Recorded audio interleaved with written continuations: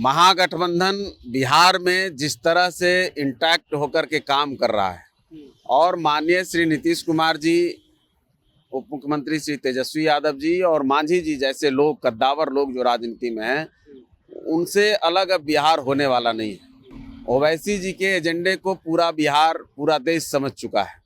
वो भ्रामक चीज़ें फैला करके और समाज में तनाव पैदा कर करके जो चाहते हैं कि हम कुछ और एजेंडे पर ले जाएंगे, ये देश और बिहार अब चलने वाला नहीं है। उस पर हमको लगता है कि ओवैसी साहब का बोरिया बिस्तर बन चुका है। अब उनके लिए बहुत कुछ रास्ता नहीं, खास करके बिहार में और सीमांचल में जो करना चाहते हैं वो कहीं कोई रास्ता उनके लिए नहीं बचा है। महागठबंधन इंटैक्ट है और उसको कोई डैमेज कोई पहुंचा दे या कुछ कोई गड़बड़ कर दे, ऐसा कुछ होने वाला नहीं। मांझी जी ने कहीं किसी मंच पर ये बात नहीं बोली। मांझी जी ने कहीं अपने किसी भाषण के दौरान ये बात नहीं बोली। मीडिया के लोगों ने जाकर उनसे पूछा और एक बार देखिए, मेरा भी तो मानना है कि एक बार तो मांझी जी ने कह ही दिया कि वो उस रूप में राम को नहीं मानते कि भगवान है वो। यहाँ तो निराकार का भी महत्व, यहाँ तो कबीर पंथी भी हैं, यहाँ तो कबीर ने भी नहीं माना। कबीर का आप जब देखेंगे तो उनका भी एक अलग अपना मत था। तुलसीदास जी कृत रामायण में ही लिखा है, जाकी रही भावना जैसी प्रभु मूरत तिन देखें तैसी। और अगर आप उसी रूप में अगर वर्णन करना चाहते हैं जिसमें कि मांझी जी ने कहा कि रावण जो है कर्मकांडी पुरुष था और वो कई चीज़ों में महान था, वो तो राम भगवान ने खुद कहा है। अगर राम का ही आप उन्हीं को अगर आप मानते हैं तो जब आप देखें कि राम ने जब रावण का वध किया तो मरने के पहले रावण का, चूंकि वो नाभि में जो बाण लगा तो वो धरती पर गिर गया, तो उस समय वो मरा नहीं था। कुछ देर के बाद तो उस बीच में राम ने लक्ष्मण को भेजा कि रावण से जाकर कुछ सीखो। रावण जो है एक विद्वान, ब्रह्मांड का सबसे विद्वान व्यक्ति है। बिहार के पूर्व मुख्यमंत्री जीतन राम मांझी का एक नया बयान आया है। उन्होंने कहा है कि राम से ज्यादा जो है वो कर्मठ रावण थे और कर्म कांडी थे। इसको लेकर के फिर से एक बार कहा जा रहा है कि जीतन राम मांझी जानबूझ करके ऐसा बयान देते हैं ताकि जो यहाँ मेजॉरिटी पीपल है उसका एक तरह से आहत हो। हमारे साथ उनके पार्टी के राष्ट्रीय प्रवक्ता हमारे साथ जुड़े हुए हैं। ये बार बार जानबूझ करके तो बयान नहीं दिया जाता है ना। देखिए, एक तो यही सवाल आप लोग जो है ना कर देते हैं। मांझी जी ने कहीं किसी मंच पर ये बात नहीं बोली। मांझी जी ने कहीं अपने किसी भाषण के दौरान ये बात नहीं बोली। मीडिया के लोगों ने जाकर उनसे पूछा और एक बार देखिए, मेरा भी तो मानना है कि एक बार तो मांझी जी ने कह ही दिया कि वो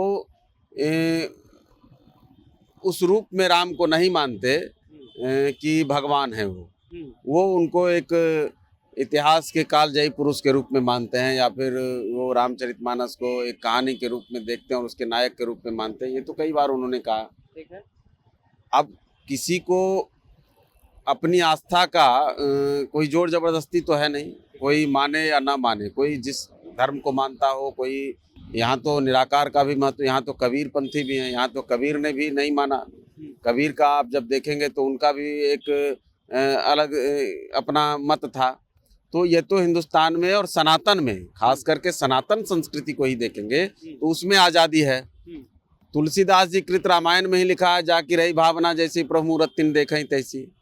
और अगर आप उसी रूप में अगर वर्णन करना चाहते हैं जिसमें कि मांझी जी ने कहा कि रावण जो है कर्मकांडी पुरुष था और वो कई चीज़ों में महान था, वो तो राम भगवान ने खुद कहा है। अगर राम का ही आप उन्हीं को अगर आप मानते हैं तो जब आप देखें कि राम ने जब रावण का वध किया तो मरने के पहले रावण का, चूंकि वो नाभि में जो बाण लगा तो वो धरती पर गिर गया, तो उस समय वो मरा नहीं था। कुछ देर के बाद तो उस बीच में राम ने लक्ष्मण को भेजा कि रावण से जाकर कुछ सीखो। रावण जो है एक विद्वान, ब्रह्मांड का सबसे विद्वान व्यक्ति है।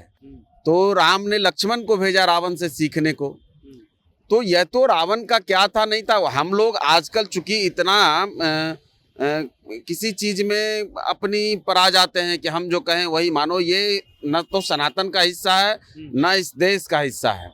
सबको आज़ादी है मानने या ना मानने की।